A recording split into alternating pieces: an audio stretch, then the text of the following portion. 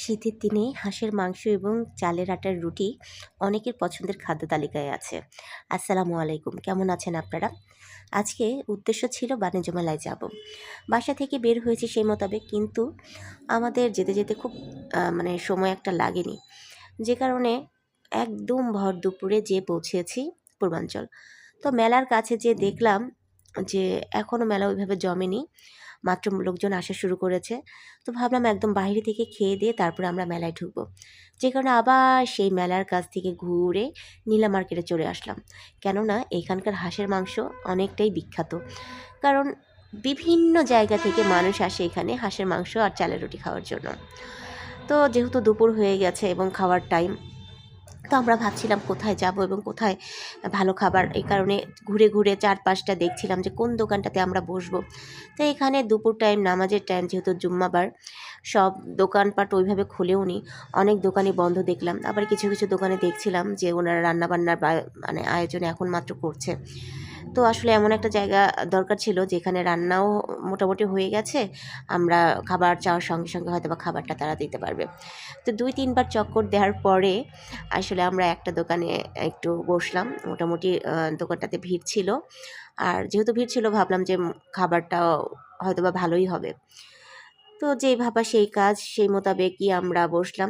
কিন্তু এই আশেপাশে একটু দেখতে পাচ্ছেন যে অনেক সুন্দর চরকি, নাগরদোলা দেখা যাচ্ছে।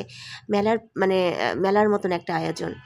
তো এটা হচ্ছে দোকানগুলো যে আছে তার পেছন সাইডে এই একটা জায়গা, যেখানে বাচ্চারা যখন যায় বা ছুটির দিনে সবাই যখন যায়, তখন এই জায়গাগুলোতে তারা বাচ্চাদেরকে নিয়ে ঘুরে আসতে পারে।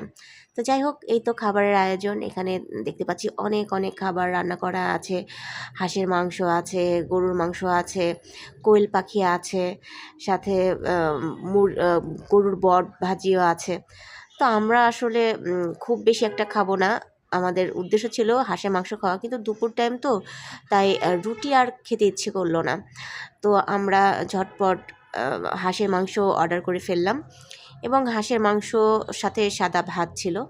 তো ওরা এক্সট্রা করে কিছু ভর্তা ভাজিও দিয়ে যায়, যদি আপনাদের মন চায় আপনারা খেতে পারেন, আর না খেলে ওরা নিয়ে যাবে। তো এর মধ্যে আমরা যেখানে বসেছিলাম তার পেছন দিকে একটা নদী ছিল, ছোটোখাটো একটা নদী, ওইখানে আমি একটু ভিডিও করছিলাম। তো নৌকাগুলো রাখা আছে, এর মধ্যে 2টা বাচ্চা ওইখানে দাঁড়িয়েছিল। তো একটা বাচ্চা বারবার বলছিল এই ভিডিও করছে, ভিডিও করছে, মানে ও ভাবছিল যে ওদেরকে ভিডিও করছে। যাই হোক, ওদেরকে ভিডিও করেনি। এর মধ্যে আমাদের খাবার চলে এসেছে। এই তো দেখেন হাঁসের মাংস কি চমৎকার কালার এসেছে, আর এই কালার দেখেই তো আসলে অর্ধেক ক্ষুধা চলে গিয়েছে।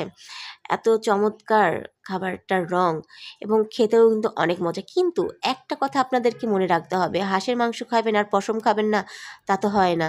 এই খাবারটা খাওয়ার সময় একটু সতর্কতার সঙ্গে কিন্তু আপনাদেরকে খেতে হবে, কেননা অনেকটাই পশম কিন্তু থাকে। তো যাই হোক, খাওয়া দাওয়া শেষ করে আমরা বাণিজ্য মেলার উদ্দেশ্যে আবার বের হয়েছি। এর মধ্যে রাস্তার ফাঁকা অংশে ভাবলাম যে একটু বাইক চালানো শিখে নেওয়া যাক, কারণ আমার অনেক দিনের ইচ্ছা বাইক চালানো শিখবো। তো এর মধ্যে একটু যেহেতু খালি জায়গা পেয়েছি, তো একটু বাইক চালানোর চেষ্টা করছিলাম আর কি। জীবনের প্রথমবার বাইক নিজে নিজে একা একা চালানোর চেষ্টা করছি। দেখেন, চালানোর চেষ্টা না ঠিক, ব্যালেন্সিংটা আসলে শেখানো হচ্ছিল। তো যাই হোক, বেশিক্ষণ এখানে থাকিনি, কারণ আশেপাশে লোকজন ছিল না, ফাঁকা জায়গায়। এর মধ্যে কিছু ছেলেপেলে দেখি আশেপাশে ছিল, এবং যেহেতু স্থানীয় পোলাপান এরা, তো এখান থেকে সরে যাওয়াটাই বেটার মনে হয়েছে। তো যাই হোক, ভালো থাকবেন সবাই। নেক্সট ভিডিওতে আবার আপনাদের সাথে বাণিজ্য মেলা সম্পর্কে কি কি করলাম, কি কি দেখলাম, সেটা তুলে ধরা হবে। আসসালামু আলাইকুম।